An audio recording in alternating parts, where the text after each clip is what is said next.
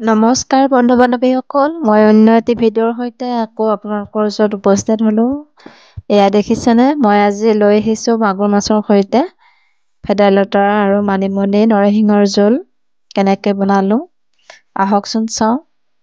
এয়া মই মাগুৰ মাছটো ধুনীয়াকৈ চফা কৰি নিমখ হালধি এনেদৰে সানি ৰাখিলোঁ কিছু সময়। তাৰপিছত কেৰাহীত তেল গৰম হ'বলৈ দি এইখিনি ভাজি ল'ম এতিয়া।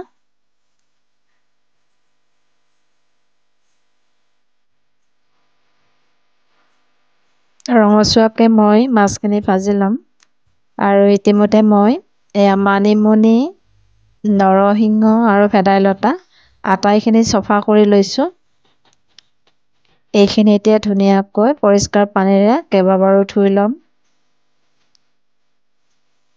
ভেদাইলতাৰ পাত এইটো পৰিষ্কাৰকৈ মই বহুতবাৰ ধুই ল'ম এইখিনি। ধোৱাৰ পিছত এতিয়া মই এইখিনি মিক্সি জাৰত অকণমান পানীৰে সৈতে পিচি ল'ম এইখিনি। বহুত মিহিকৈ মই পিচি নলওঁ। এতিয়া দেখিছেনে, মই এয়া এটা আলু বইল কৰি লৈছোঁ, লগতে পিঁয়াজ জলকীয়া আৰু আদা নহৰু এইখিনি লৈছোঁ। এইখিনি মই পিছা হৈ গ'ল। এতিয়া মই এইখিনি চেকনি এখনৰ সহায়ত চেকি লৈছোঁ।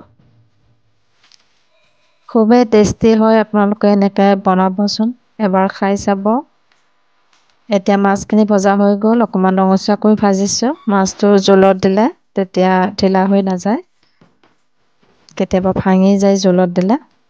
এতিয়া মাছখিনি নমাই মই পিঁয়াজ আৰু জলকীয়া এইখিনি ভাজি ল'ম।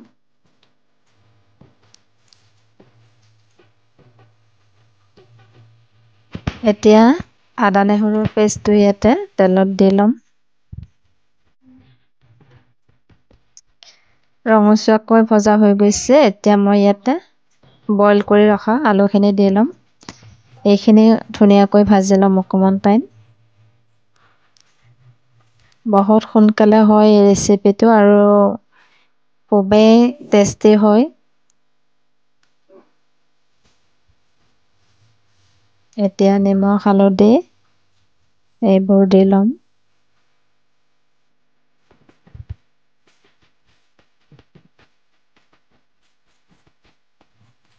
অকণমান মই জিৰা মছলা দি দিছোঁ ইয়াতে।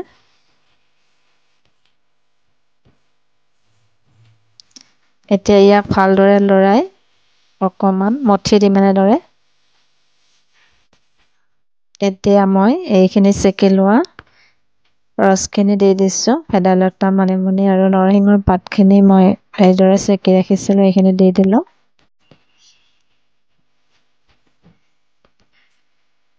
বহুত টেষ্টি হয়, ধুনীয়া ৰেচিপি, আপোনালোকে ট্ৰাই কৰিব। এতিয়া মই মাছখিনি দিব পৰা হৈ গ'ল। এয়া মাছখিনি দি দিলোঁ। কিছু সময় মই ইয়াক বইল কৰি এনেদৰে ৰাখিম, অকণমান পানী দি দিছোঁ।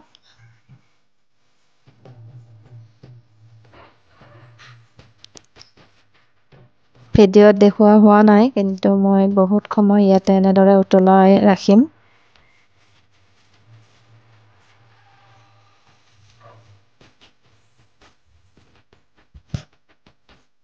এতিয়া হৈ গ'ল। এতিয়া মই নমাই দিম এইখিনি।